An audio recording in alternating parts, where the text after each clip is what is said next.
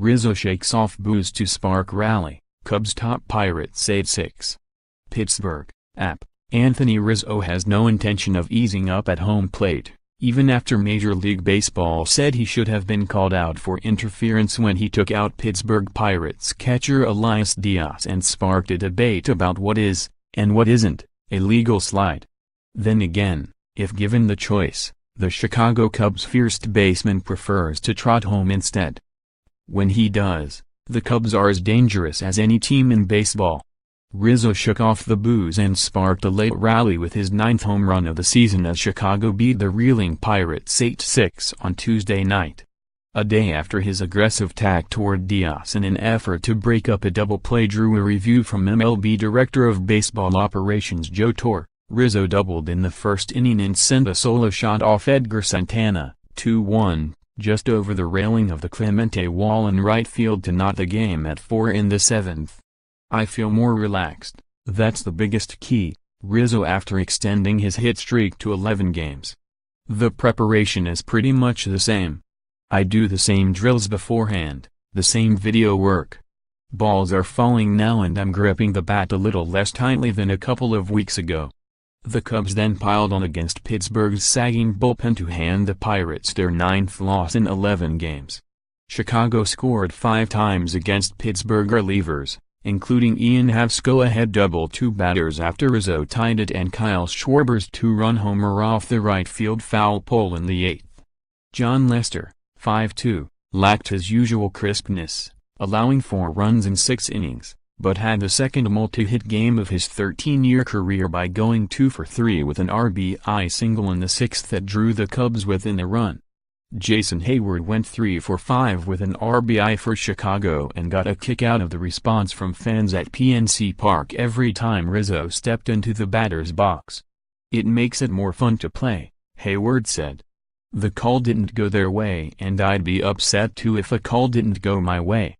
Brandon Morrow gave up a 2-run single to Starling Marte in the 9th but got 2 outs for his 12th save.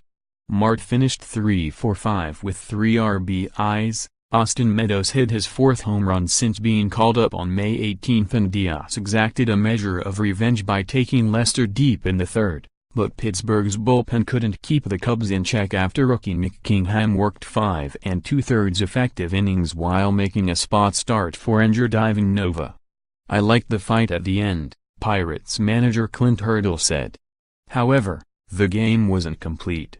We didn't play well enough to win. At the end of the day it doesn't matter. We've got to get better." The Cubs spotted the Pirates' leads of 3-0 and 4-2 but kept coming. Rizzo led the way following an unusual 24 hours in which he found himself at the center of a ruckus.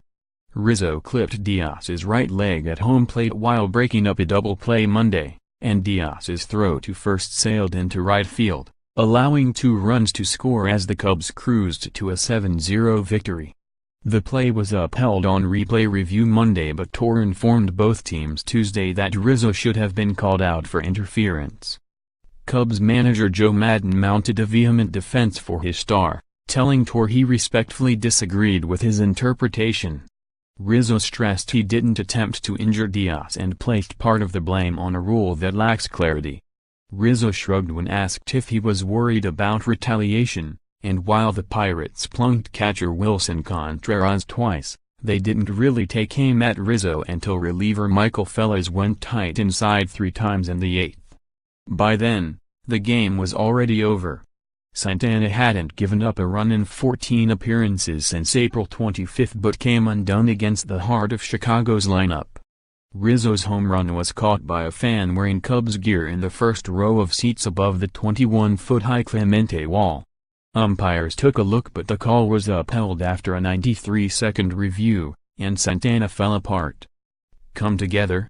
The Pirates held a team meeting after the loss on Monday, a game that finished with third baseman David Freese and third base coach Joey Cora having to be separated following a heated exchange. Freese said Tuesday he and Cora are good to go. Veteran utility player Sean Rodriguez thinks the back-and-forth between Freese and Cora can end up being a good thing.